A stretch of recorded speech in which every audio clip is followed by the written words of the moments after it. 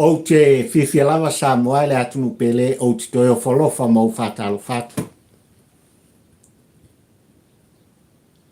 I lau tāpua inga ai mai se fo i o lau sila mai moa sa moa. I tāpua kalame whai pēa o papari i tampo ua ai le polango. Ia ai mai se fo i o le nei tāu li ungalua o le tā mawhitanga. Ia. Ua mai a whi au mga guenga le aso. Sa whasala wha ala usu i ai. Ia le pa ia mane mamalu o le Samoa sa ili malo. A walawa. Le atina ina o ainga. Le tausinga o na ialo ma tātou whanau. Ia. Ia ai a. Le ngā luenga pa ia le atua i so se whata whaitaulanga o lele. O lo puno wai mangaru e ai. Ma tautu ai i le atua le pa ia mane mamalu o Samoa poto. Ua mai ale nei aso i le vi inga o le atua. Mai mua ai le so ai momori lapa o malo i le atua o Sapota. Awa wai a whaia mea silisili i lo soifu fulau Samoa. Ia ai mai se foi o le ola tau mwhai ma le ola tau wifi. Pali i tampo ua ai re polako. Ia. O te io e la Samoa ilo ua tunu pele. Ia ua fo i mauta malawa. Le tō tele o pa ia mane mamalu o Samoa. Ia ua sa fita i tunga i fi au mga guenga o le nei aso. Ono o sa ilinga malo. Ia. A oa mai oe Samoa lo ua tunu pele. Oa mai le roto i fale o le ainga. Oa mai le mafutanga o le tama, le tina, ai mai se foi, o alo manai whana. O se fisiri e whātupu manatu. O se fisiri foi, e maua i aila ngona mafaufaunga. Awa e talitonu le tampo ua ai le polango Samoa. O loo i ai pēa, le angalelei o le tua. Ia, i lo autou soifu folau ai mai se foi. O le whatau wa o la autou o ona. Ia. Me le Samoa le watunu pele, i oe matalitonu papari. Ia, o lo mawalungu pea. Le hauina o le masina i lo autou soifua. Ia. Tātou patipati ai, le angalelei ma le alofa, fai pea o le tapa au sili le la. O le nei wa iei ta folaunga ma le ta malaka. So lua se furu le nei. O le nei foi masina lona iwa. Masina o se te malua afe lua suma le lua. Ia fo i la ia le vi inga i le atua. Ia oe. Koso ka kufala. Whaaftai ona o awanoa. Ua mawhai ona maua e papari fo i nei te au liungalua Samoa ia e whaawa wai tā pōl kalame whai pēa ua lava lau sila mai moa ia ai mai se fo i o lau tāpua i whaafonga o e Samoa le atunu pele. Ia. Ai whamai rau tū o mawhaufonga ma le launga papari i tampo ua ai le pōlanga o manatu ai Samoa e lo wātulu o te longo pui ali ina ai. Lau mai moanga ai mai se fo i o lau whaafonga tāpua. O lo i ai le awanoa i atu i la epa ai mai se fo i o le tō wha i ala le pule rimoni. O le upu tau tino lea. I tūlanga lava e pei ona i ai le awatu ma le au mai sa mua e ua manino i ai. I alau tāpua inga ai mai se. O le anga i atu o le sa o le tā whainga malo.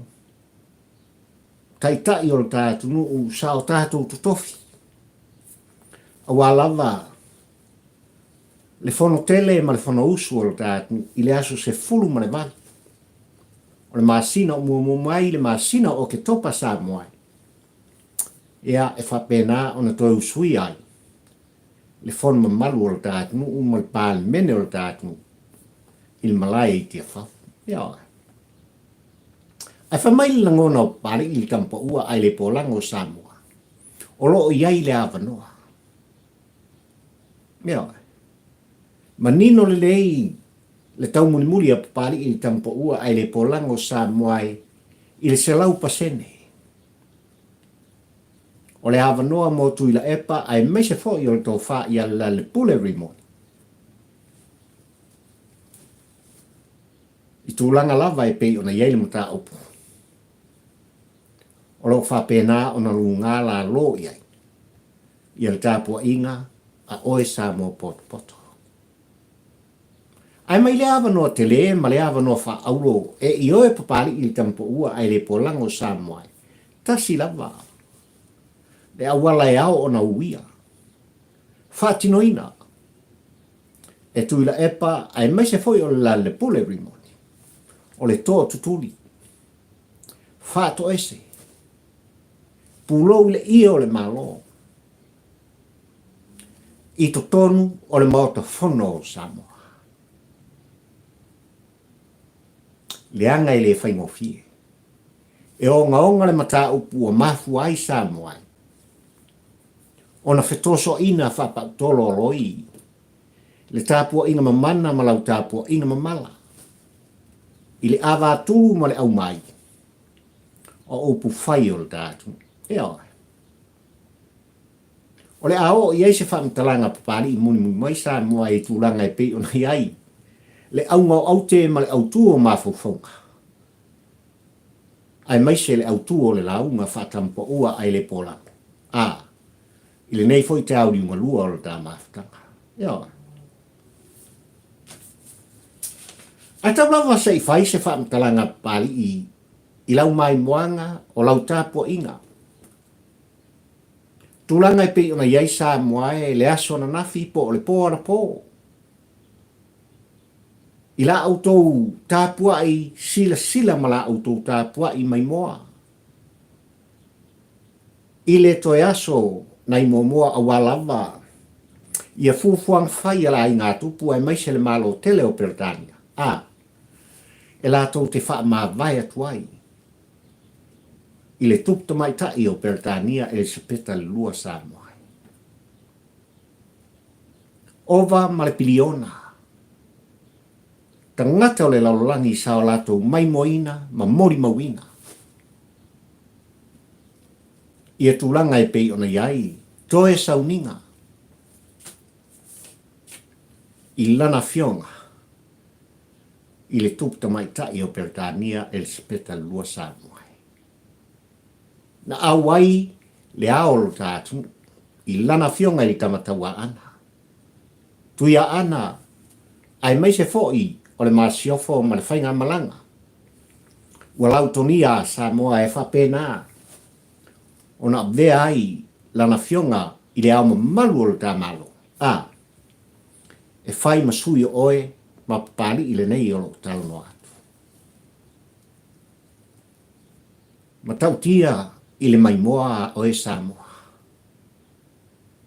Tūlanga e pei ona mori mawina.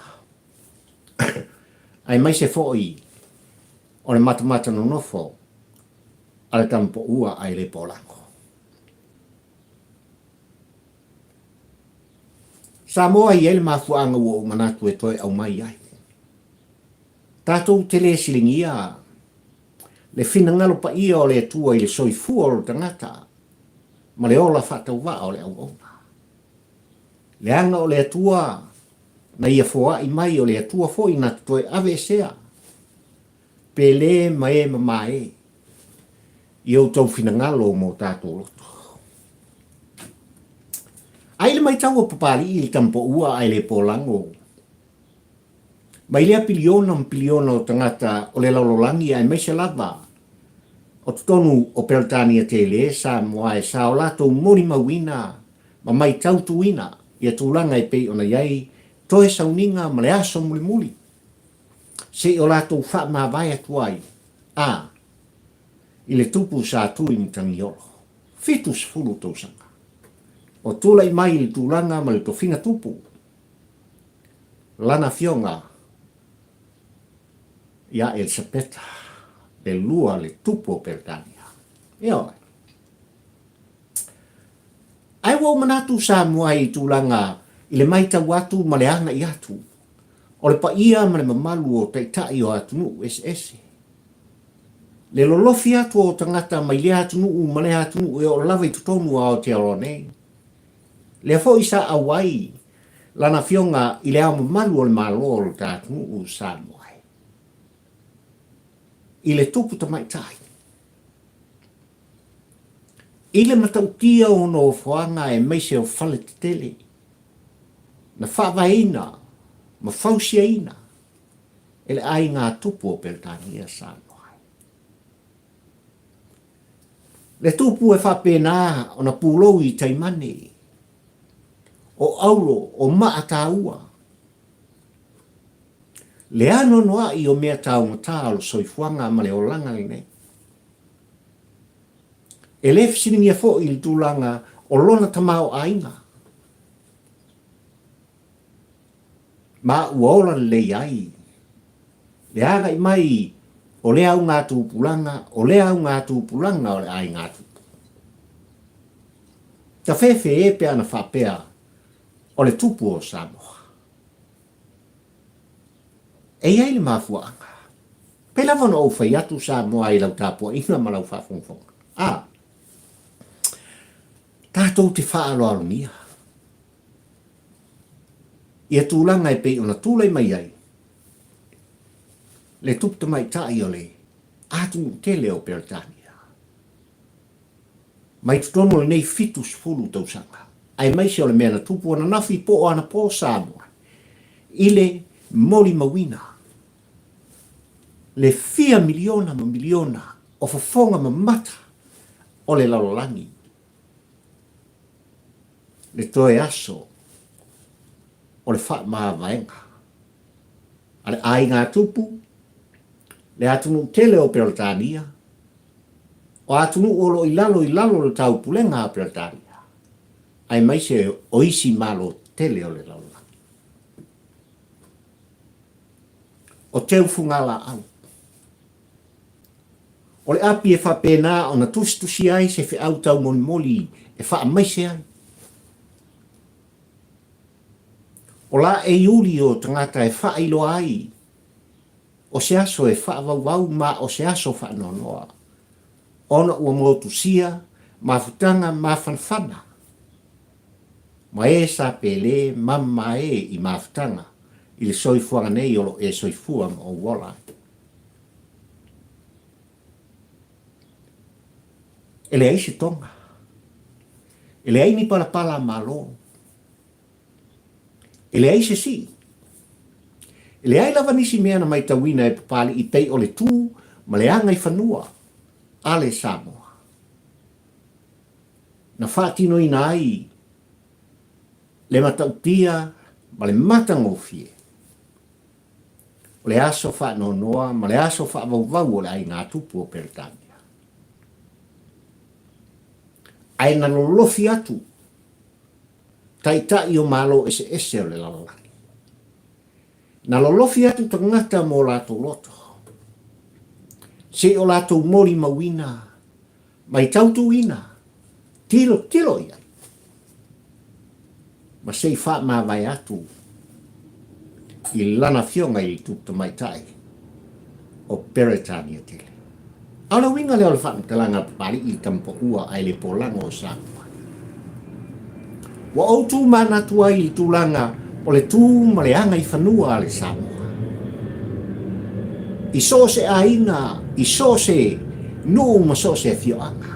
Ai mai se foi o le lau tele o le ka nuu Samoa. I lau anga i whanua ma lau tū e te wha me melo i ai ma o mita i ai. Ao o mai aso wha penei Samoa i lau tāpua inga. Ua po, e leo toi po ma lehe Samoa. I le ngā pātia o ainga. I le whātino ina o tūlanga, a wālawa. Ne ngā solo atu. O ni ngafa mani paolo. O tau ainga. O woe ma e mama e whapena. O na si alo whātu maanga i atu. se i militino o whaatasi i tūlanga o whanonoa. Ioi. A ila tū male anga le Samoa. Na o mana tuai a tonu e eise au ngā. O le aso tele, o toe sauninga, o le tupu tamaita i o Peretania Samoa. E ao o na whaate i ai. Le tō whaata tala, ma le whautautanga le loto a le Samoa. I aso whapene. Ioi. O le winga leo le whaamtalanga apapani. Ma salo ana o se tupu o Samoa. E umana nafi, umanei, umane lava i aso lo tūpea. Le tō o se tula whale. Se tala masine matu ina atu. Se tali awani whaalo alonga masi i atu. O ni ngafa, mani paolo, mani tau aina. Ua le whapena. Le tupu o Peretania. Ua na o funga o la. E ioe papari ili tampa ua ai le polango. Na whaaru i ili tamau ainga. O le pa ia mane mamalu. O le whaitau miliona ma le afe o tangata. Sa lata lata ia i Peretania i tūlanga. Mo latu laha wha i e whailoa i lo latu a nganga whaaloa.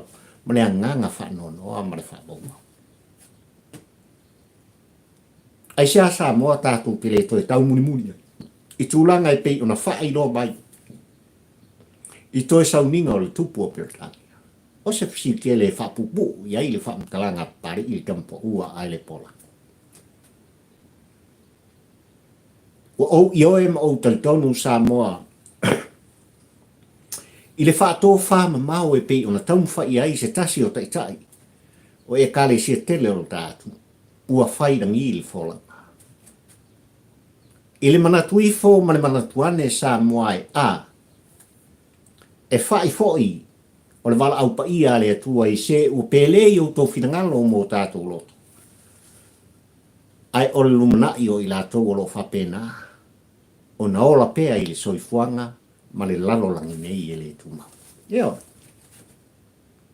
Ai o le ale mele na tupu i Peretania i le aso na nafi Samoa. Wa na o se apitele e whapena o na wha maupopo i ai le saini.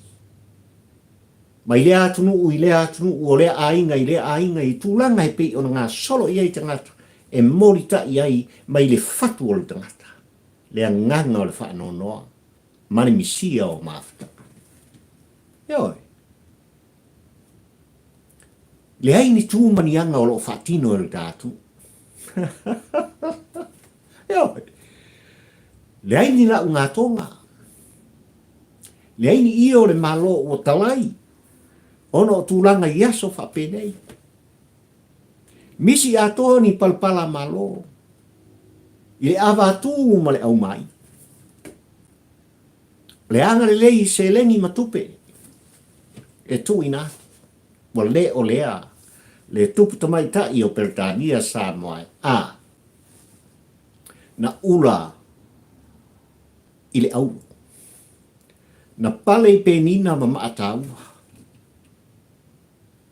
I so se mea. I le soifua e. Se i o lava ina ua wala au le tua o Sapota. Iwa spuma le ono tau sanga le soifua. No tau moni mawina. Ma o moni mawina Samoa. Le ai ngā tupu o Peretania. O lo soifua le leipea o tangata. I le au ngā tūpulanga. I le au ngā tūpulanga. Ai ao o ina. Au mai le wala au pa ia le atua. Wana o peseka. Wana o le bi inga o le atua. Wana o na wha mawai le talo talo maloi mata. O se funga la au o funga manongi.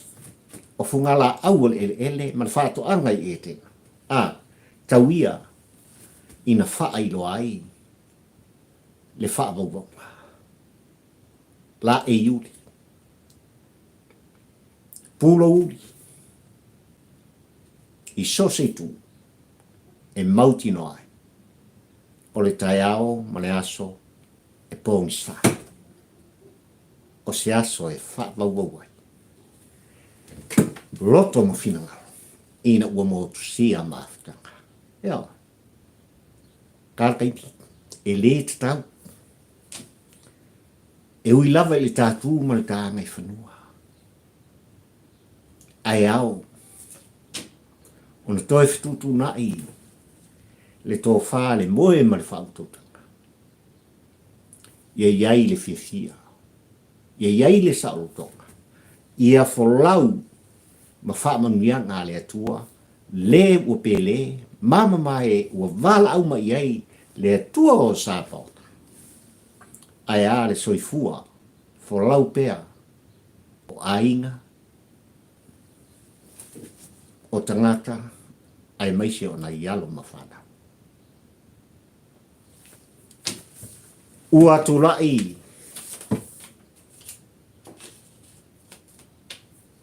Sale sal tolu e vea matupu o Pertania.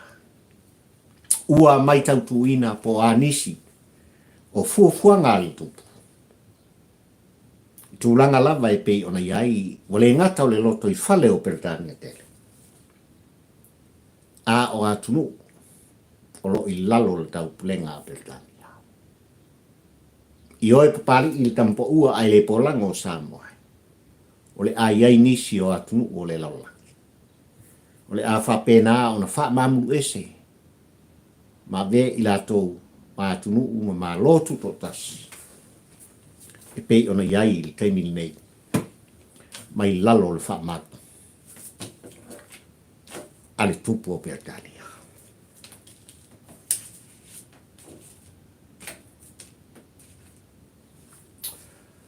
I le aso nei Samoa malau tāpua inga. Na o ngā lua i la ngā ruenga ma o māta mata male tutoa. E mori ai le ngā whaafitai o pari i le tampo ua e le polango. I se tasi o tamali i po tama whanau o le tātunu o Samoa e. O lo whapena o na saisai tia pea. Lo na soifua tau mwhai to tonu o le tātunu. Ono le tūla whono mwhamasinonga. Na o mata i langona. O le sunga i a ki ngwhai popo, ai maise le vala ua i a tā ua ma wha matalaina. I tūlanga e pei o na sarala wai i wha matalanga mai nās whalaile se i mawai nei se i o mai te au linga luan nei sa moa le tā Paul Club. Se tasi fo i o tama whanau o le tātunu o lo kaina i tonu o au se talia. Peita iani. Ua tuina mai le wha masinonga. Ma lana whai unga le whamasino maulunga le atu a. Wa kau on whasa o loko le kamarea. Oi. Le tamana ia whao ngā ina le upua atu lou lau whaafonga. Ma tongi ai whafonga o tuila epa. I tau sanga uma vai atu. A o malanga atu o ia o le pāli mia o le tātu. Tala pātua. Ea. Ai le vanan pei o na talanoa i ai le sunga i a kin whai popo ua lau sira fi ai. Le foi tamali i o le tātu nuu sa moai i lunga o api o fsota inga, ma api o fōlinga. Ai maise o tūlanga e pei ona iai le tā Paul Kalame sa moai. Talo whai. Ua tau tino le solo ma le paulo.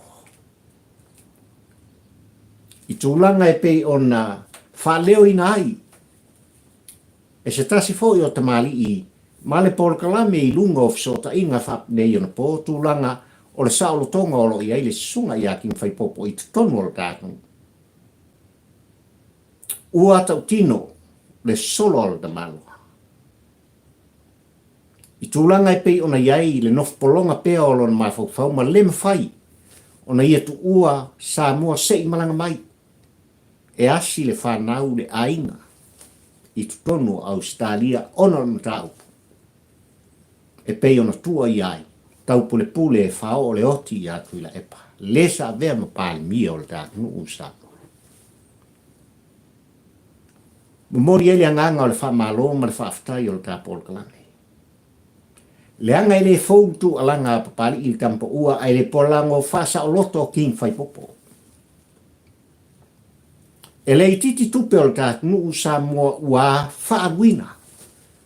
I tūlanga e pei ona iai le wha masinonga le nei. Ai mai se o le tau fio fiai o le ia tau o le tangata. Talo fai ina ialo ma whanau o lo tangi mai ia. Le fia mil tino fatasi feiloa. Se o lato songi atu i se o lato te maa ua fia tau sanga o valba. A o le alaba. O lo tu pea le loma i tūlanga i pei ona iai le whamasnonga. I tutono o le tātunu pele o Samoa. Whaaftai king whai popo e tusa ma lo finangalu o whaalia o maa ua sala lau. I tūlanga i pei ona e whailo ai le ami o tonu. O le ale tele i eise whaamtalanga papali i tampo ua ai le pola. Ai o lo o tapua ia pea. Pei lava no utu alanga sa moae i le tele o a tātou maafutanga ma tae au e toso ai le tātou whala ma au whale o ina ai so ulava vai vai. Ua tatau o na whaasa o loto. Le sunga i a king whai popo. Ai ona o le tūla whono. Ua saisai ti ai. Ai olo i ai le amioto. Nga koi kiki lava a whaamtala e king whai popo i tūlanga o lana tala noa i le nei aso le mata mata pani. Le ami o tonu, ma le tonu, ma le tangata tonu. E te tau o nā ngai ai i tūla whono ma le whamasinonga. Ia tawia ina ianga leipele atua o sa pota i lau sunga king whai popo po lau sunga ma le pau. Tulou suafa. Ua whapali nai oe e sio ai. E iei le tai au malama, ma iei le malama o le atua. E iei fo i le tai au malama. E tari ai le atua i te ngata malana o whai. Ona manino leo le mata o le vai. Ai maise o le tāpua i whawhongwhonga. A sa moa poto poto. Eo, koso kaku whara.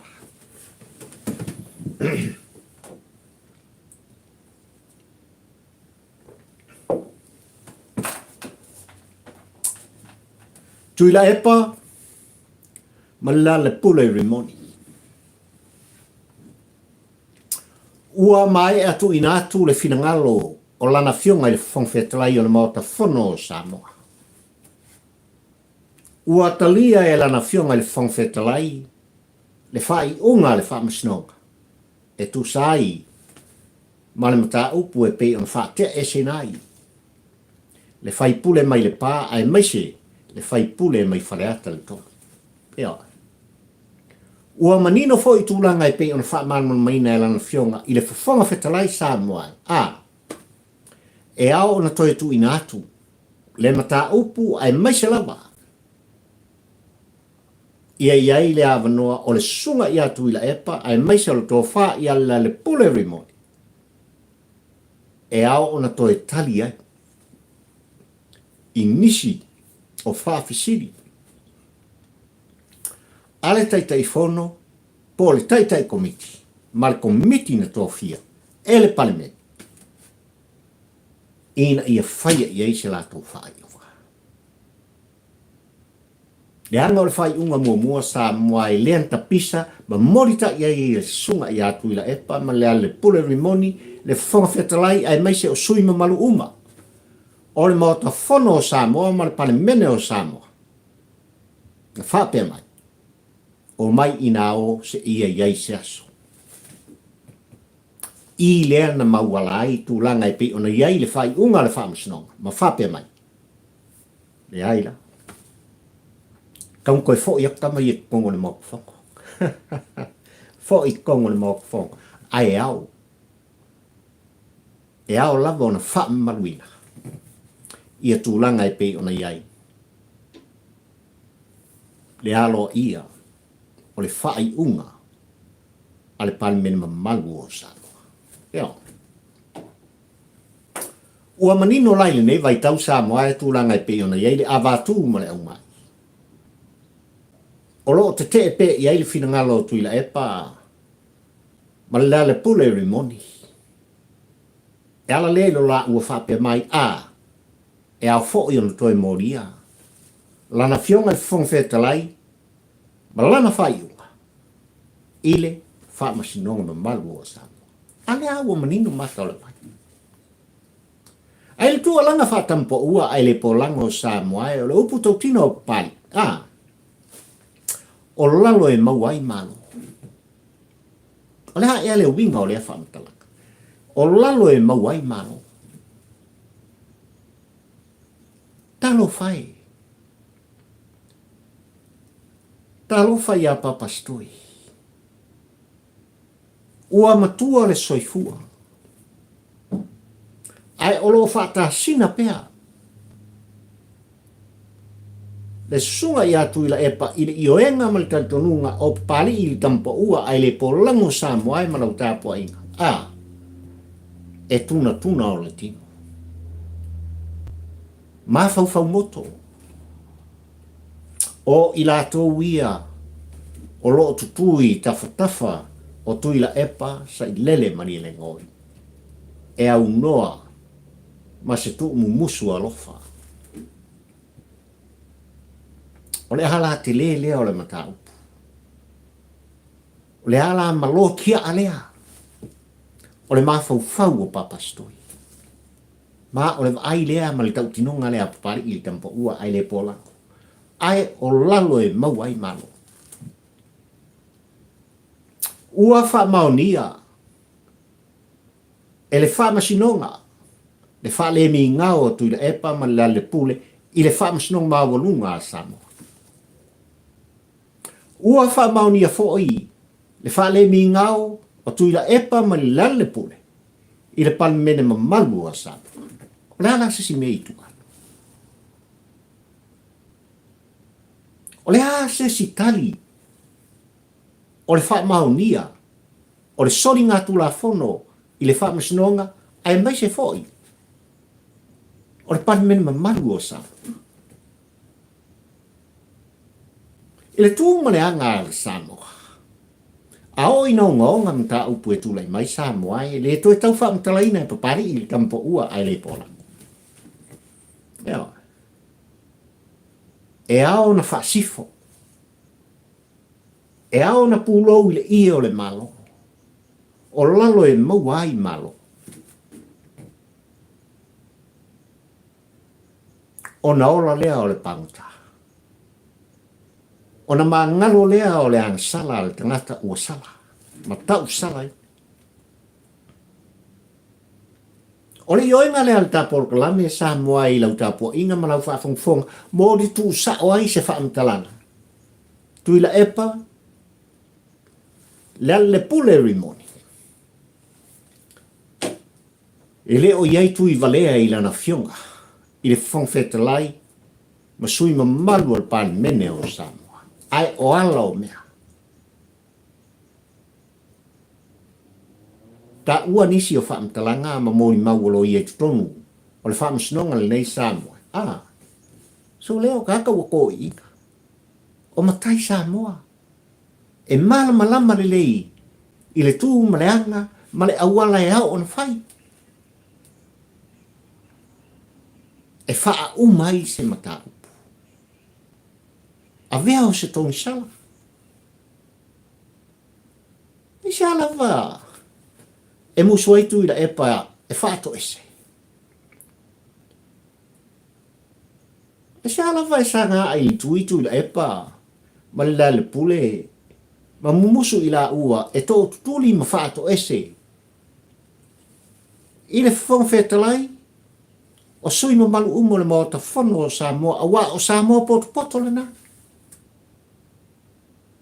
Aisia. O le upu tau tino papari i tampo ua ai le polango o Samoa. Tui lepa, la le pule. O le taimi lava te lua tō tuturi ai mō lua whāto ese. I le ato o tō o lua whatu mō lua loto. Whātea ese ina, tau pule pule le anga o lo iai, i o lua manatu i le aso ma le aso. E si sila fofonga o le langi. Ea.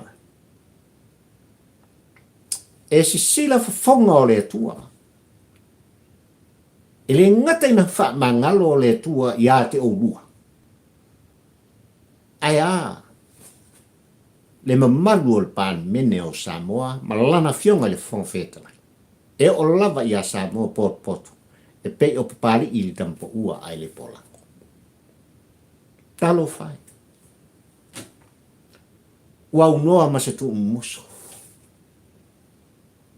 Talo fai i atu ila epa. Ua unoa lava. Mase musu musunga. Se ibo mori atu. Ia te ia moana langona. Ai olo o tū pea i la tōu i tua o tu i lepa. Ma upenga, ma upu e a vatu ai i le fatu o tu i lepa. O e lava tu i lepa o le toa. O e lava tu i lepa o le tai o le atu ule. O e lava tu i lepa o le poto mele tasi lalo le la ma le masina. O e lava tu i lepa o lo iai le tomai ma le poto tutas. Ua leva na eitu tonu o le mauta fono o sa. O tu la fono o sa e fai e te malama lama i eitu i lepa. Eo. O nālia. O na fefete ai leo tu i lepa. O na maso ai leo tu i lepa i ona lango. Awa fo i o langona nei o tangata, le tuna o le timu Samoa. O lo o lato tō mumusu i ai i le au ma le pō o le pō ma le au. Talo fai. Aina nā i fatua la mai. Ia, le makau kia o ka maiki ngei Samoa. Le makau kia. Makau kia e le fo i tala pali i tampa ua ai le pola. Ia, o lo na nā ai. Le matau tia o faufaunga.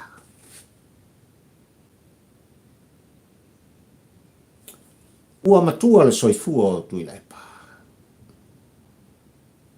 I le tau muli mani mai tau o pari i le tampa ua ai le polango.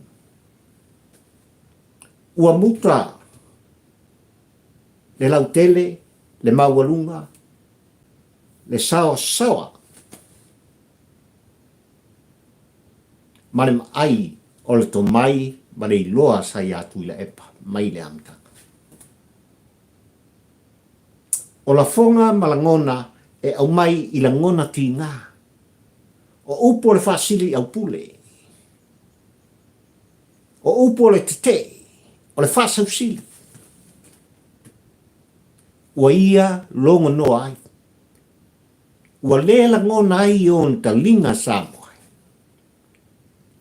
Se tu mumusu moni o lo moli atu i atu i la epa, tu i la epa o lalo e mauai malo.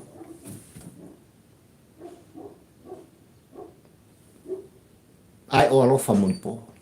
E le sola muri ai le tu alanga papari i le tampa ua ai le polako. O lo te le avanoa. O le ale avanoa. To tutuni ma fato ese. Pulou le i o le ola. Ona mangalo lea o langua sala. Ai a fai lava e fatau te. Ona o tūlanga i pei ona au wha mtalaina sa moai ma lau wha fonga. Fai ngofia la kasi. Pulou lo le i e ma le pofi. Ona fai mai lea o lea. O le tangi e le pofi. Uma. Uma. Pe a o ina pulou. e ie mai pofi. Ma foi sia. Ua sauni le taitai komiti, ma le komiti na filfilia Samoa. E lato te toe whaafisanga i fōlinga ma fofonga. Fe siri atu ai tali mai tu ila e pai tūlanga i pe ona iai. Le mōrianga o le whaasili au pule. Ma upu la lafo ma upu whaiwhai. Nanga i atu i le palimen ma malu o le tātu. Ea. Safe alo whai papastui. Ea. Ma o le upu tau tino. Le anga sa ia papastui sa moa i lau tāpua inga ma lau whafongfonga anga. Le musua e whawhea ngai. Ma isi taitai o le tātu. Ma sui ma malu o le maota whono sa moa e maise o le taitai komiti ma lana komiti filifilia. Ma fue sia. E fue kuma i whapeku le epa maolongo. Ea. Na ngona whaasausili, whaamaurunga. E le fia whaalongo, e le fia tari atu. Langa kiro whapeka mo e papastu. Oi, oi, ioi. Ai ol tu musul na pari i tampo ua ai le polango. Ia te oi le whaipule mai pā e mai se le whaipule o whale atal tō. Olo iai tāpo inga Samoa. E ao ona manatuane, manatuifo, e ao fo i ona fasiliane, fasilifo. Il tāpo inga Samoa poto. Ai a le tāpo inga. Ale a inga sa le vi iai le file mu o Samoa. Iai le whaamanuianga le atua o Samoa i lunga o Samoa a mata mai lapa. I tai o Samoa se i o lava i se ua i pito i titi. O le lalu vaoa o le atu. Ia. Tasi a le aukala. O lalo e mauai malo.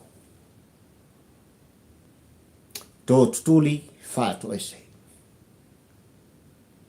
Ona umale o le keisi. No mua whaamasinonga. Ai koe o leiton. O le maota whono o Samoa. E pōpō ai le awātū ma le au mai. Au alama. O tō whingalo mo tō langona. E mati ai. Le anga i luma. Ma le luma nai o Samoa poto. E mana mia. Ma o le upu tau tino le alta por klani Samoa. E mana mia e le whainga malolo tu la i mai taimi nei. Tu ila epa sa ile le mali le ngoi mona ngona whaalia. E makua i mga mia. Ea.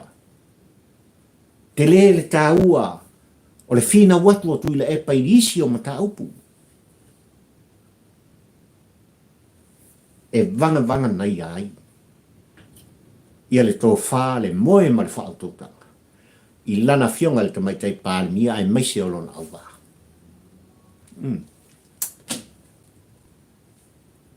Tō tutuli ma whātu ese.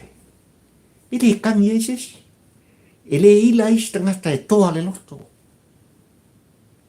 Pulauri i tonga. Se vāveanga kula i aku kalenga ia olo koe susue. I susue ese. Ia, whai penga le whainga.